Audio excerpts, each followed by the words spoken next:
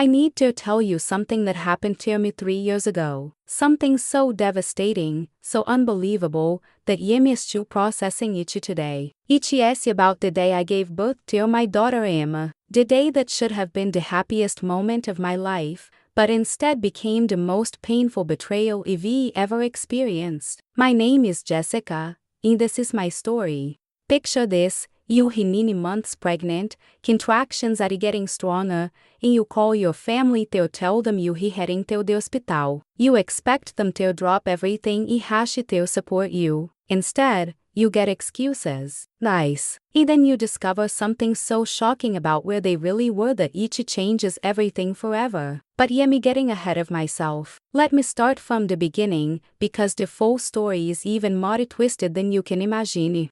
Growing up, I always thought I had the perfect family. My parents, Linda and Michael, seemed loving and supportive. My older sister Sarah was my best friend, or so I thought. My younger brother Jake looked up to me. We were close-knit, always there for each other at important moments. Graduations, birthdays, holidays, we never missed a family event. When I got married to my husband Chris 3 years ago, they were all there beaming with pride. When I announced my pregnancy, they were over the moon. My mom immediately started planning baby showers, talking about how she couldn't wait to be a grandmother. Sarah kept saying how excited she was to be an aunt. Jake joked about teaching his nephew how to play baseball. Everything seemed normal. Everything seemed perfect. As my due date approached, we had everything planned out. Chris would drive me to the hospital, and I'd call my family as soon as labor started.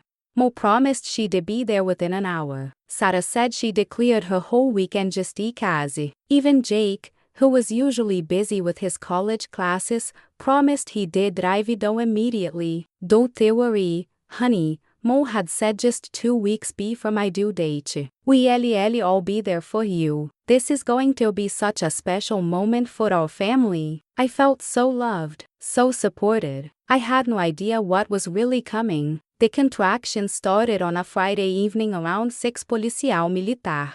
They were mild at first, but by 8 o'clock, they were getting stronger and more irregular. Chris was timing them, and we both knew it was time to head to the hospital. With shaking hands, I called my mom first. Mom, it's time, I said, trying to keep my voice calm despite the excitement and pain. We're heading to St. Mary's Hospital now. There was a strange pause on the other end. Honey, that's wonderful. I'm actually at your cousin Rebecca's house right now helping with something urgent. Can I call you back in a few minutes? My cousin Rebecca? I hadn't spoken to Rebecca in months. We weren't particularly close. What could possibly be so urgent at Rebecca's house that my mom didn't immediately come to the hospital for the birth of her first grandchild? Mom, I'm in labor, I said, another contraction hitting me. Can't Rebecca's thing wait? It's complicated, sweetheart. Let me see what I can do. I'll call you right back, okay? She hung up. I stared at my phone, confused and hurt. Chris was loading our hospital bag into the car, calling over his shoulder, did you reach your mom? She is at Rebecca's house. Something urgent? I managed to say between contractions. Chris paused. Rebecca? Your cousin Rebecca? What could be more urgent than this? I didn't have an answer. I called Sarah next. Surely my sister, my best friend, would drop everything and call me. Sarah, it's happening. I'm in labor. We're going to the hospital now. Again, that strange pause. Jessica. Congratulations. I'm not at home right now. I'm helping Mo with something at Rebecca's. Wait, what? You're at Rebecca's tour. What is going on there? It's family stuff, Jess. You know how it is.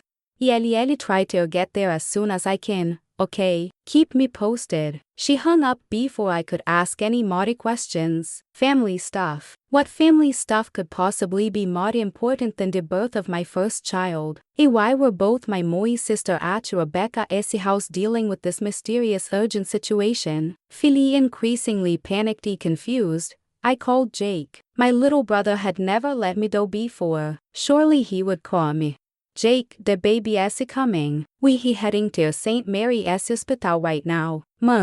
Jess, really? That is so cool. I wish I could be there, but me actually doeria to Rebecca esse house tour. There is this whole family thing happening, Mo really needs me Eddie. My blood went cold. You here to Rebecca esse house tour. Jake, what is going on? What possible family emergency could require all three of you to be at Rebecca esse house when me giving birth? I can't really explain it over the phone, sis. It is complicated, but hey, Chris is with you, right? You be fine. Take lots of pictures for me. He hung up. I stood there in my living room, doubled over with another contraction, staring at my phone in disbelief. My entire family, my mom, my sister, and my brother were all at my cousin Rebecca's house dealing with some mysterious family emergency that apparently couldn't wait. It was too complicated to explain. Chris found me crying.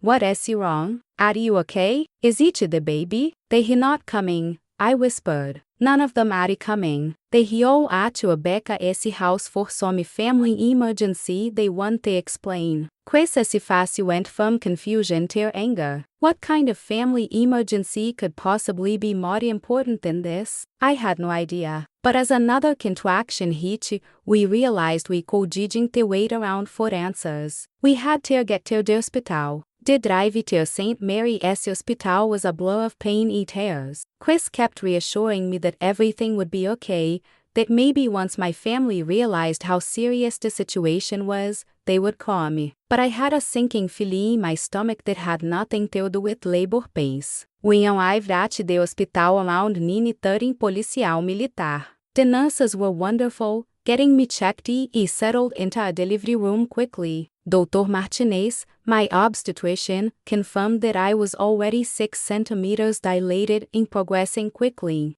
This baby wants to come tonight, she said with a smile. Do you have family coming? I tried to smile back, but tears welled up in my eyes instead. I'm not sure. Chris squeezed my hand. It is okay, Jess. We can do this together. As the hours passed and my labor intensified, I kept checking my phone, hoping for calls or messages from my family, hoping they would realize they were missing the most important moment of my life, hoping they would call me. At 11 policial militar, e teste de my mom, 6 centimeters dilated. Baby coming soon, please call me. No response, at midnight, e teste de Sarah, in active labor. Really need you Eddie. No response. At 1 a.m., I called Jake directly. It went straight to a voicemail. By 2 a.m., I was 8 centimeters dilated in excruciating pain. Not just physical pain, emotional pain that catch deeper than any contraction. My family, the people who had promised to be there for me, who had spent months talking about how excited they were for this moment, were nowhere to be found. I can't believe they had not aired. I sobbed to Chris during a brief break between contractions. How could they do this to me? Chris was furious. I could see it in his eyes, even as he tried to stay calm and supportive for me. After this is over, we're going to get some answers, he promised. At 3:17 a.m. on Saturday morning, after 7 hours of labor, my daughter Emma was born. She was perfect 7 pounds 2 ounces, with a full head of dark hair and the most beautiful little cry they ever heard. As Dr. Martinez placed her on my chest for the first time, I should have been overwhelmed with joy. A part of me was. Emma was everything I had dreamed of Imari. But the other part of me was heartbroken that this perfect, beautiful moment was being shared with only Chrissy Demijikawa Stuffy.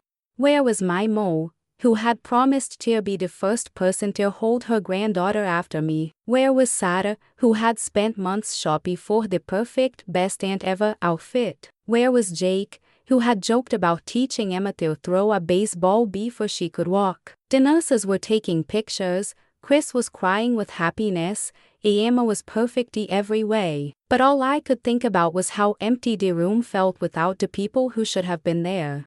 Over the next few hours as we settled into recovery, I kept trying to reach my family. Call after call went unanswered. Text after text got no response. It was as if they had completely disappeared from the face of the earth. Chris was getting mighty angry. This is unacceptable, Jess. I don't care what kind of family emergency they think they're dealing with. Nothing should have kept them away from this.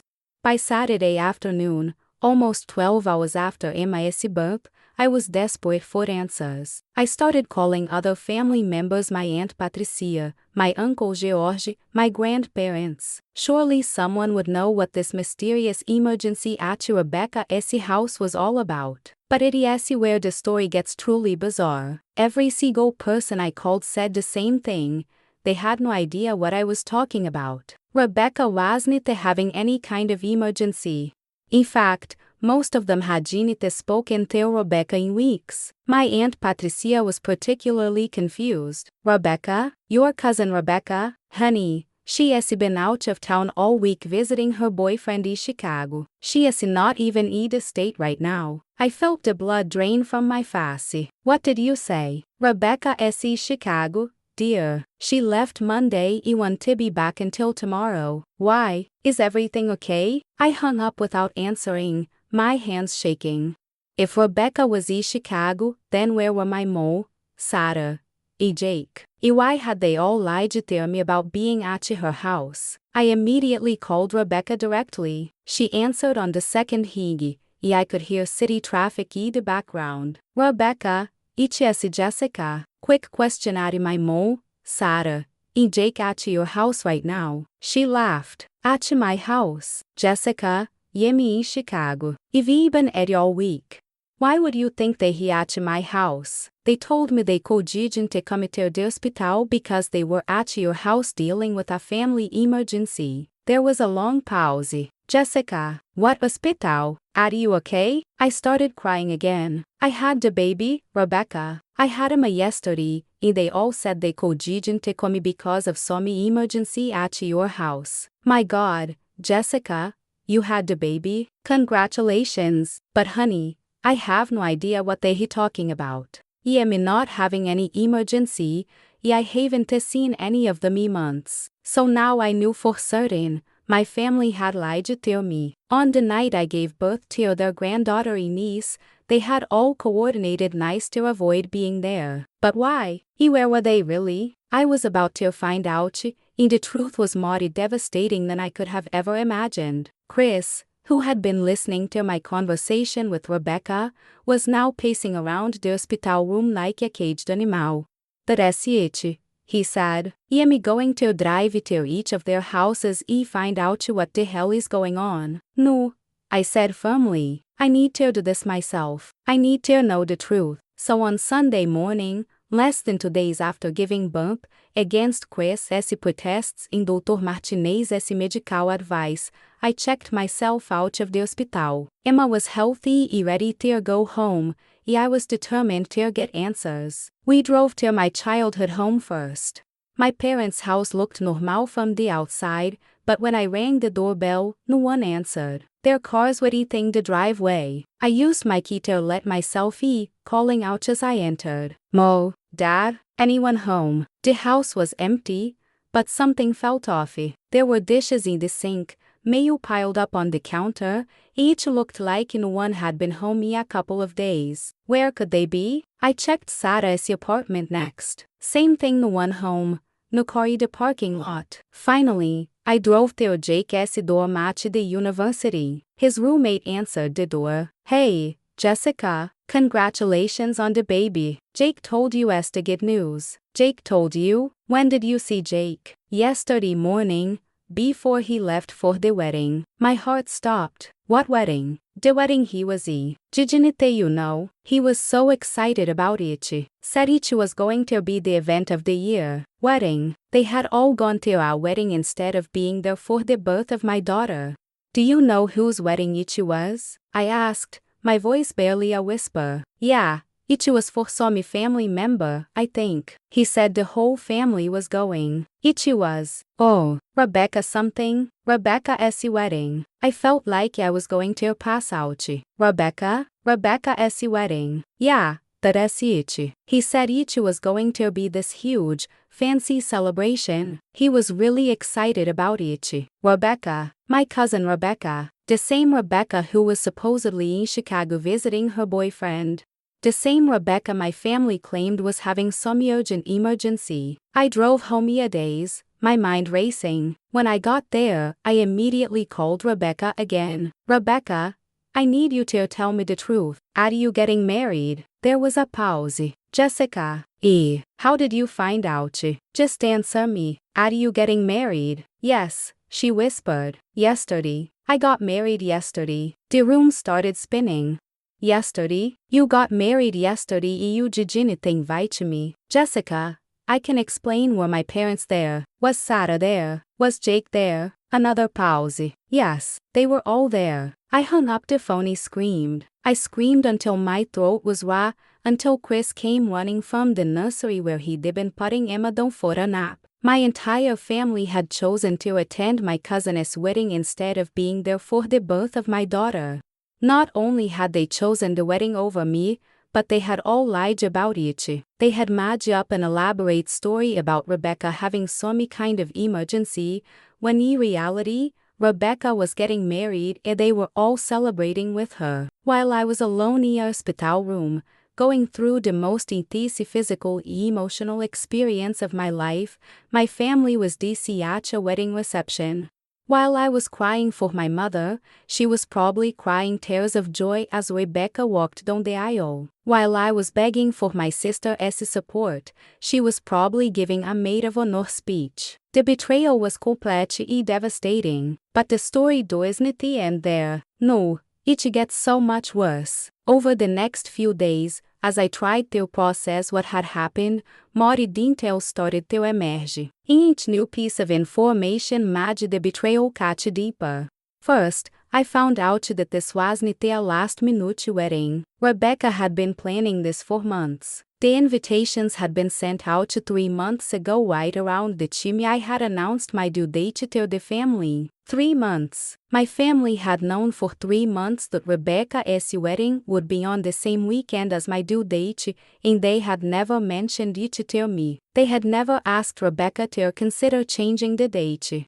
They had never tried to find a solution that would allow them to be there for both events. They had simply chosen Rebecca's wedding over my baby's birth, and then they had spent 3 months planning how to lie to me about it. Second, I discovered that Rebecca had specifically requested that I not be invited to the wedding. Not because we had some kind of falling out, but because she was worried that if I was invited, the family would feel obligated to skip the wedding if I went into labor. So she had made the decision for everyone. She had decided that her wedding was more important than my daughter's birth, and my family had gone along with it without a single objection. When I confronted Rebecca about this, she actually had the nerve to seem annoyed with me. Jessica, you have to understand, she said over the phone. This was my special day. I had been planning this wedding for 2 years. You didn't risk having it ruined because you might go into labor. Ruined. She thought my daughter's birth would ruin her wedding. But Rebecca, I said, trying to keep my voice steady, you could have just changed the date. Or you could have invited me and let the family make their own choice about what they'll do if I went into labor. Change the date. Do you know how expensive that would have been? And besides, due dates aren't exact. There was I sure see you might not even give birth that weekend. But I did give birth that weekend. And now my daughter's birth will forever be associated with the day my entire family abandoned me. Look, Jessica, I'm sorry you he upset, but you can't expect everyone's life to revolve around your pregnancy. The world doesn't stop just because you he having a baby. I hung up on her. I was shaking with rage. But wait, it gets even worse. The third thing I discovered was that my family had just attended the wedding. They had been part of the wedding party.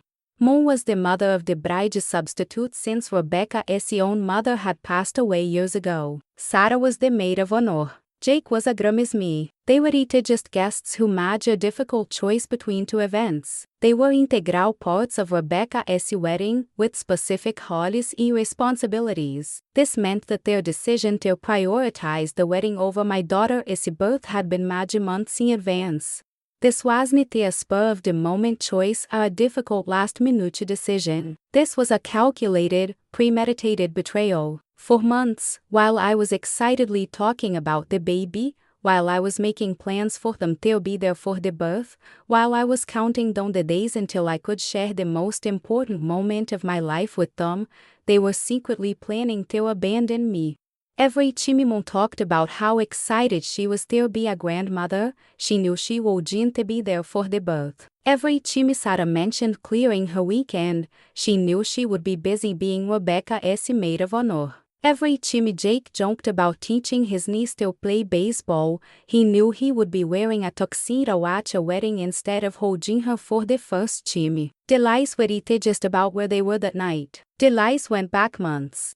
But the absolute worst part, the part that still makes me physically sick when I think about it, was what I found out about the timeline. Rebecca's wedding ceremony took place at 4 o'clock on Saturday afternoon. The reception started at 6 Policial Militar and went until midnight. I was in active labor from Friday night until Saturday morning. Emma was born at 3:17 a.m. on Saturday.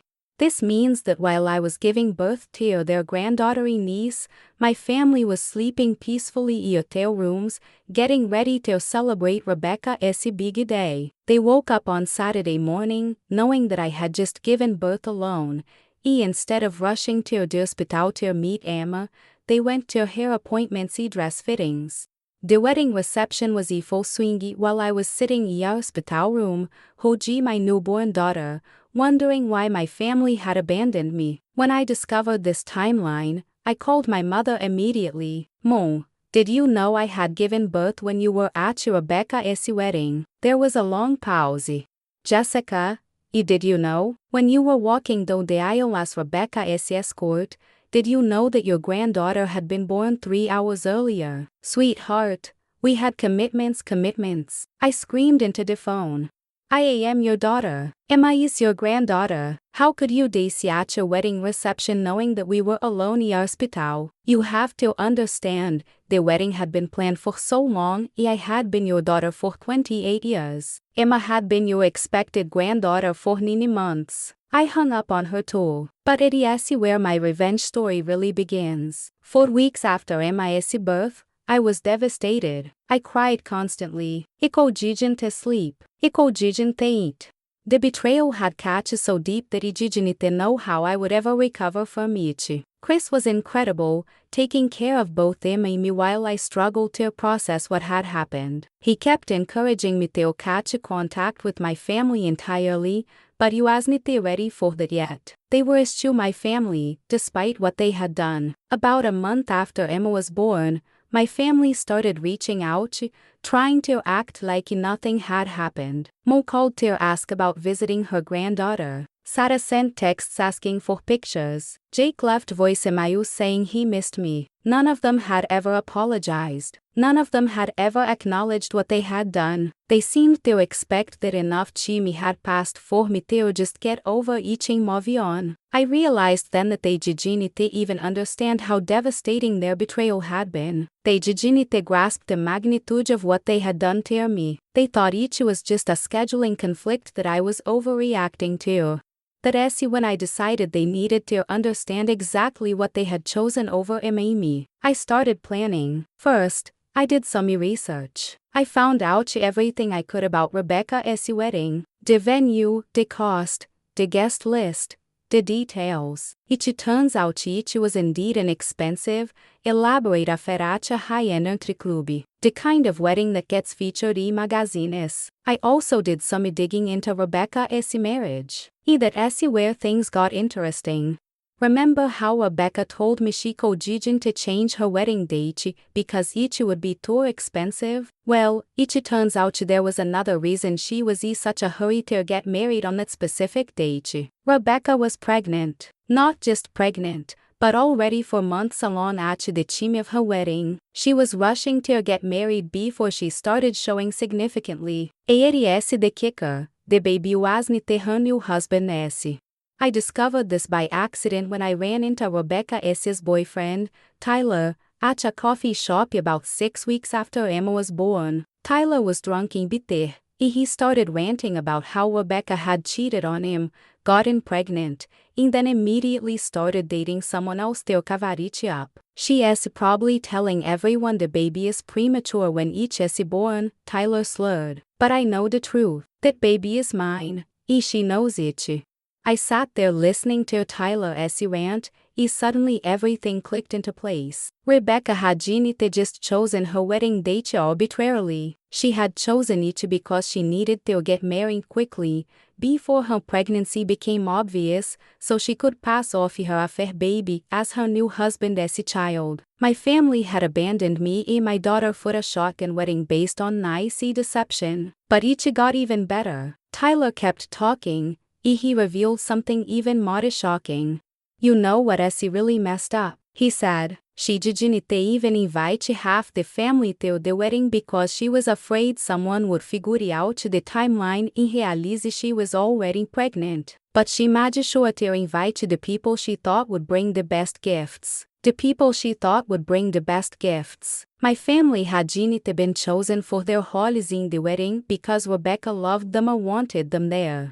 They had been chosen because Rebecca thought they would give expensive presents. She had manipulated my family into abandoning me for her fake fairy tale wedding, and they had fallen for it completely. That is when I knew exactly how I was going to get my revenge. I spent the next few weeks putting my plan together. Each was going to be elaborate. Each was going to be public. Each was going to ensure that everyone knew exactly what kind of people my family really were. The first part of my plan involved Rebecca's baby situation. If she was 4 months pregnant at her wedding early October, she would be giving birth at February or early March. If Tyler was right about her trying to pass off the baby as premature, she would probably claim each was born early when each was actually full term. I started documenting everything. I saved all the texts and voicemails from my family from the weekend Emma was born. I got copies of Rebecca's wedding photos from social media. I collected evidence of the timeline, the lies, everything. Then I waited. In mid-February, Rebecca announced on social media that she and her husband were expecting a baby earlier than expected due to pregnancy complications. She was setting up the premature birth story, just as Tyler had predicted. On March 2nd, Rebecca gave birth to a healthy, full-term 8-pound baby boy.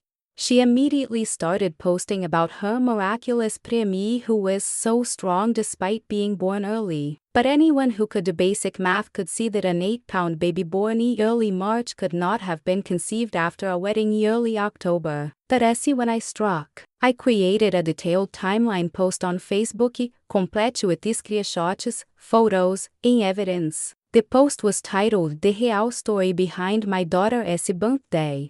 I started by telling the story of Emma's birth exactly as it happened. I included screenshots of my unanswered texts to my family, photos of me holding Emma alone in the hospital, and testimonials from the nurses about how heartbroken I had been. Then I revealed where my family had really been, at Rebecca's wedding, celebrating her marriage to cover up her affair pregnancy. I included photos from the wedding taken from social media, showing my family laughing EDC while I was giving birth alone. I highlighted the timeline showing that they knew I had given birth but chose to continue celebrating instead of coming to meet their granddaughter and niece. Finally, I revealed the truth about Rebecca's pregnancy timeline, with all the evidence showing that her premature baby was actually conceived months before her wedding, during her affair. The post went viral within hours, but it wasn't done yet. I also sent copies of all the evidence to Rebecca's new husband, who apparently had no idea that the baby wasn't his or that his wife had been having an affair. And then I sent copies to everyone who had attended Rebecca's wedding, along with a note explaining that they had been unknowingly complicit in my family's betrayal and Rebecca's deception. The fallout was swift and devastating. Rebecca's husband filed for divorce within a week. The truth about her fatty fake pregnancy came out publicly, destroying her reputation in our small town. Her perfect fairy tale marriage, the one that had been more important than my daughter's birth, fell apart completely. My family was ostracized by the extended family and the community. Everyone knew that they had abandoned their daughter and granddaughter for a wedding based on nice. The shame was overwhelming for them. Mom was asked to step down from her position on the church board.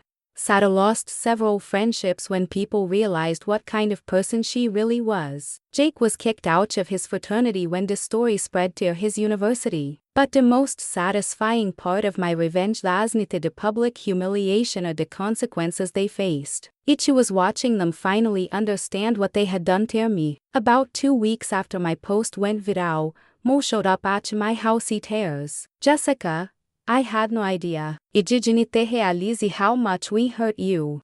You didn't realize, I said, holding Emma protectively. You didn't realize that abandoning your daughter during childbirth might hurt her. We thought you would understand. We thought Chris was enough support for you. Mom, I called you crying, begging you to come to the hospital, and you lied to tell me about where you were. How did you think I would feel? For the first time, I saw genuine remorse in her eyes. I'm so sorry, Jessica. We made a terrible mistake. But it was too late. The damage was done. Sarah tried to apologize too, claiming she had been pressured by Rebecca and hadn't wanted to miss the wedding because of her maid of honor duties. You could have chosen me, I told her. You could have told Rebecca that your sister was more important than her wedding. I know, she whispered. I know, and I hate myself for it. Jake's apology was the most pathetic of all. He claimed he had just been following everyone else's lead and hadn't thought it through. I was 20 years old, Jess. You didn't know how important it was. You didn't know how important the birth of your niece was. You didn't know how important your sister was. None of their apologies mattered. They had shown me exactly where I ranked their priorities, and it wasn't high enough. The aftermath of my revenge was exactly what I had hoped for. My family faced real consequences for their actions. Rebecca's fake marriage fell apart. Everyone in our community knew the truth about what had happened. But the best part wasn't the revenge itself. The best part was how it changed my life for the better. By cutting my toxic family out of my life, I was able to focus entirely on my new family with Chris and Emma. We moved to a different city, away from all the dumbing negativity.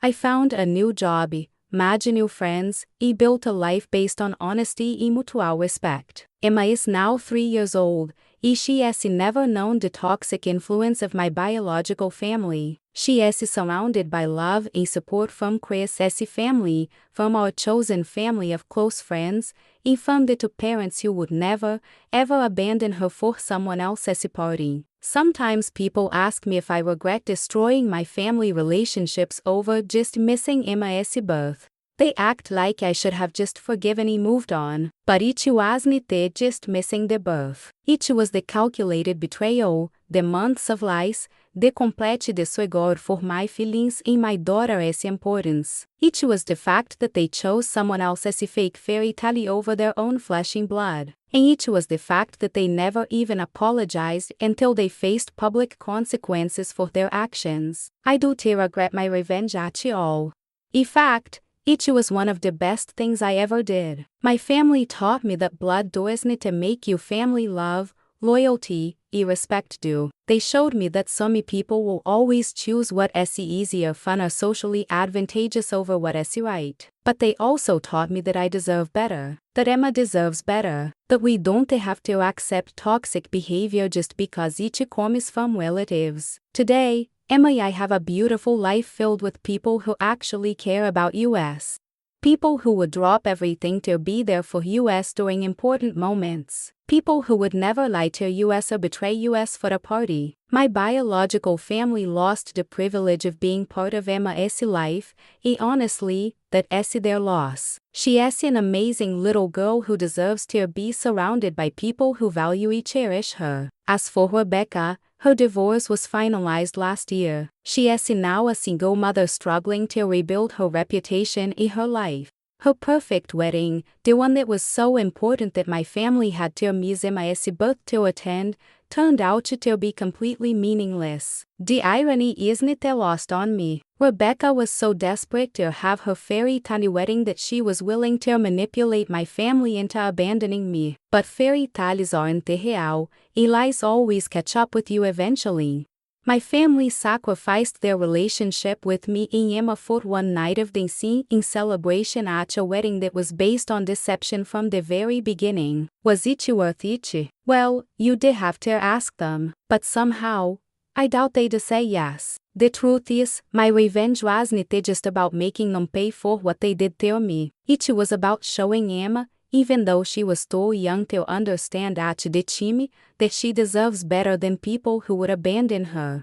It was about teaching her that sometimes you have to stand up for yourself, even when it is difficult. Especially when it is difficult. It was about proving to myself that I had the strength to walk away from toxic relationships, even when those relationships were with people I had loved my entire life. Some people might think my revenge was too harsh. Some people might think I should have just tried to work things out with my family instead of exposing them publicly. But it is what those people do to understand. My family had multiple opportunities to make this right. They could have apologized immediately after Emma's birth. They could have acknowledged their mistake and tried to earn forgiveness. Instead, they tried to pretend nothing had happened. They tried to gaslight me into thinking I was overreacting. They tried to force me to just get over it without ever taking responsibility for their actions. My revenge wasn't my first response, it was my last resort. And honestly, it felt amazing. For months after Emma's birth, I had felt powerless and heartbroken. I had felt abandoned and devalued. My family had made me feel like it didn't matter, like my feelings were unimportant, like Emma and I were less significant than a wedding party. My revenge gave me back my power. It showed them that their actions have consequences. It proved that you can't just hurt people and expect them to quietly accept it. More importantly, it gave me closure. For months, I had been carrying around this pain and anger with nowhere to direct it. The revenge allowed me to channel those feelings into something productive, exposing the truth and protecting my daughter from future betrayals. Now, 3 years later, I can honestly say that I am grateful for what happened. Not grateful that my family betrayed me, but grateful that I learned who they really were before Emma got old enough to be hurt by their selfishness. Imagine if I had forgiven them and maintained a relationship. Imagine Emma growing up thinking she could count on her grandparents and auntie uncle, only to be let go again and again when something more important came along. Instead, Emma is growing up knowing that the people in her life are there because they choose to be, not because they have to be. She is learning that love is shown through actions, not just words. I am stronger than I ever thought possible. I survived one of the most difficult days of my life completely alone, and I came out of it with the most precious gift I could ever ask for, my beautiful daughter. I also learned that I have excellent judgment when it comes to choosing my partner. Chris proved that day that he was exactly the kind of man I wanted as Emma's father. While my biological family was DC at a wedding, he was holding my hand, wiping my tears, and promising me that everything would be okay. He kept the promise. Everything is more than okay now. The finale to this story happened just last month. I received a message on social media from Rebecca's husband, the one who divorced her after discovering the truth about her affair. Jessica, he wrote, I wanted to thank you for telling me the truth about my ex-wife's pregnancy. I know it must have been difficult to expose your family like that, but you saved me from years of raising another messy child while being lied to about it. He went on to explain that after the divorce, he had found someone new, someone honest and loving, and they were expecting their first child together. A child that would actually be his. Your courage to tell the truth changed my life for the better, he concluded. I hope you know that your revenge helped an innocent person escape a life built on lies. Reading his message, I realized that my revenge had done something imagined even intended. It had saved someone else from being victimized by Rebecca's deception. Sometimes doing the right thing has consequences you never expected. But let me be clear about something. I don't recommend revenge as a first option for everyone. What I did worked for my specific situation because my family had shown no remorse, offered no apologies, and seemed intent on continuing to lie and manipulate. If your family betrays you, try talking to them first. Try explaining how their actions affected you. Give them a chance to make things right. But if they refuse to acknowledge their mistakes, if they try to gaslight you into thinking you're overreacting, if they show no genuine remorse for the pain they've caused, then sometimes public consequences are the only thing that will make them understand the gravity of their actions. In my case, my family only began to understand how badly they had hurt me after they faced public shame for their behavior. Before that, they genuinely seemed to think I was being dramatic about just missing Emma's birth. The public exposure forced them to see their actions through other people's eyes. When neighbors and friends and extended family members expressed shocky disgust at what they had done, my family finally realized that their behavior wasn't just hurtful to me, it was objectively wrong. That's the thing about toxic family members. They often exist in bubbles where their bad behavior is normalized. They surround themselves with enablers who make excuses for them, or they convince themselves that their victims are just being too sensitive. Sometimes it takes public accountability to pop that bubble. Now, I want to address something that some of you might be thinking. You might be wondering if there is more to the story, if maybe there was some reason my family felt they had to choose Rebecca's wedding over Emma's birth. I wondered that too, for a long time. I kept thinking there must be something I didn't understand,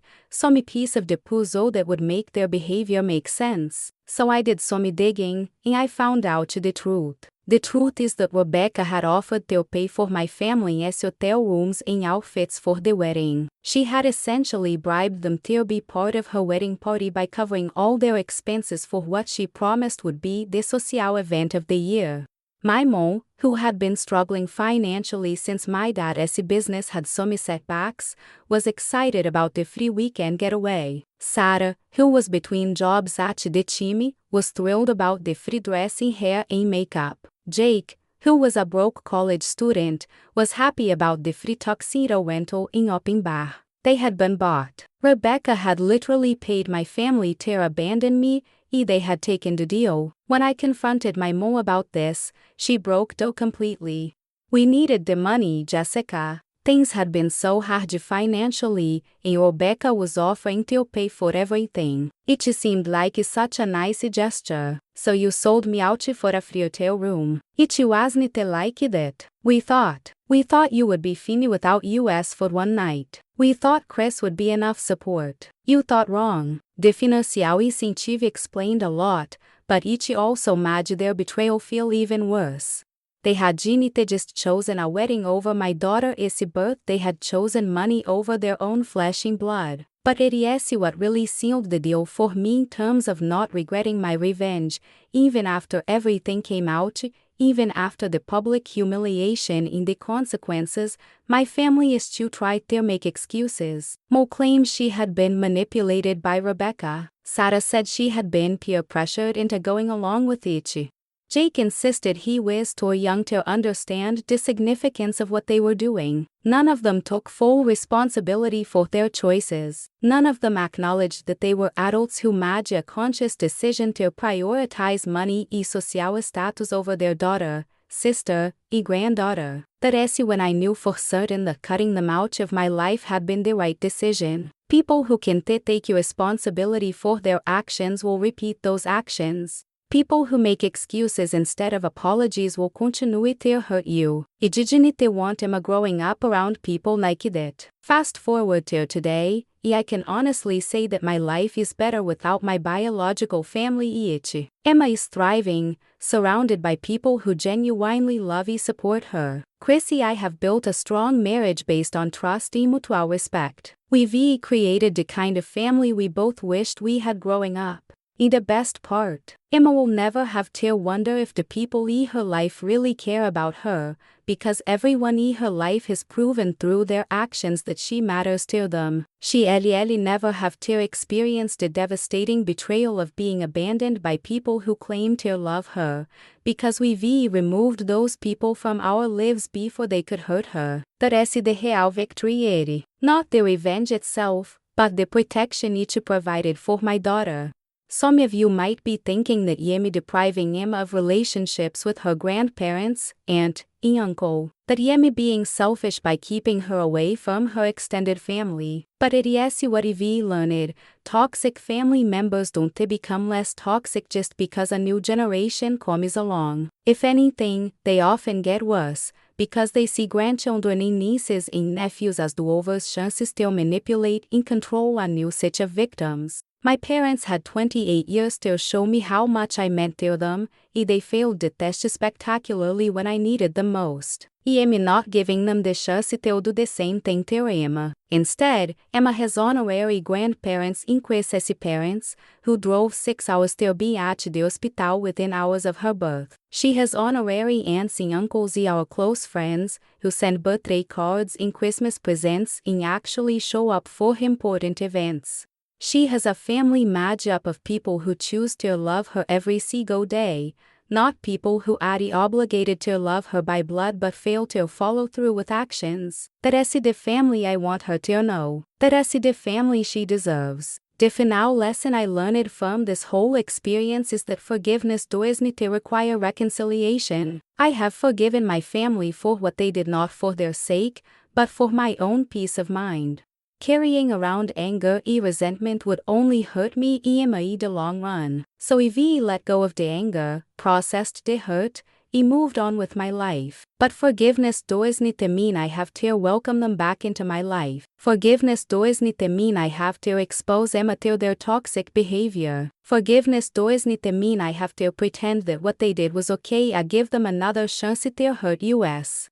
Forgiveness just means Yemi no longer allowing their actions to control my emotions and my life. I've taken my power back, created boundaries to protect my daughter and myself. I built a beautiful life with people who actually deserve to be it.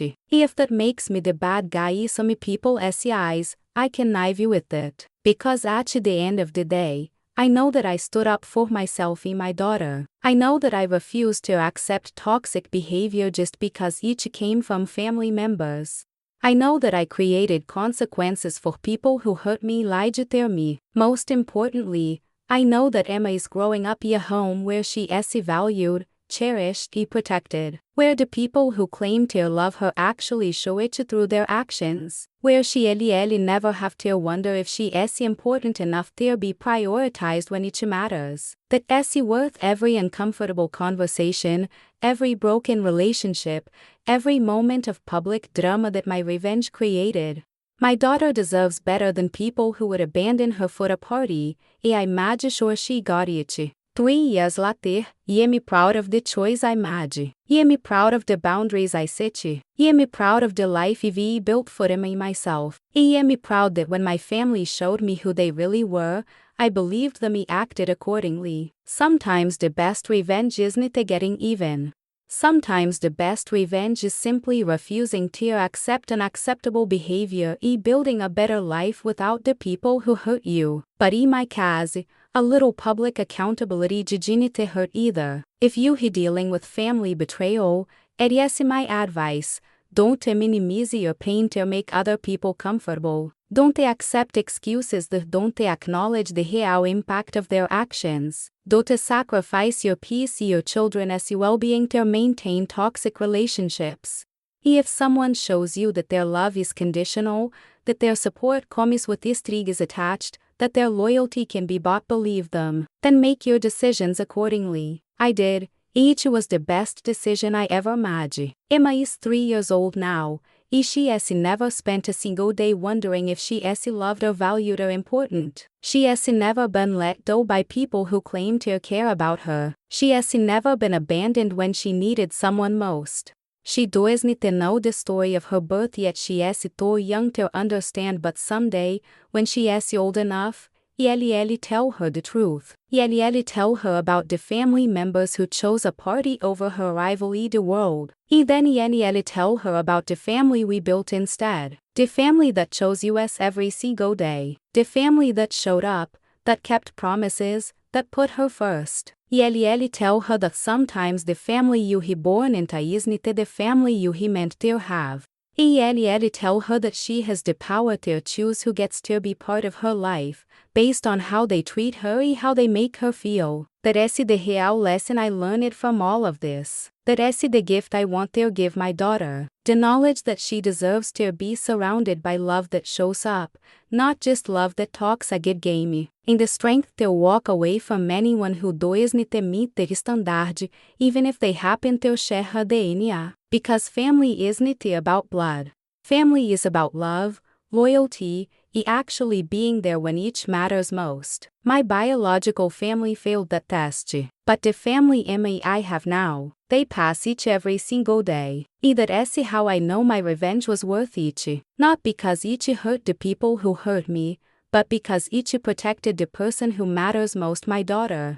She'll never have to go through what I went through, because I made sure the people who would abandon her were already gone before she was old enough to be hurt by them. That is not revenge. That is just good parenting. In 3 years later, I sleep peacefully every night knowing that Emma is surrounded by people who would move heaven and earth to be there for her important moments. People who would never, ever choose someone else as a party over her needs.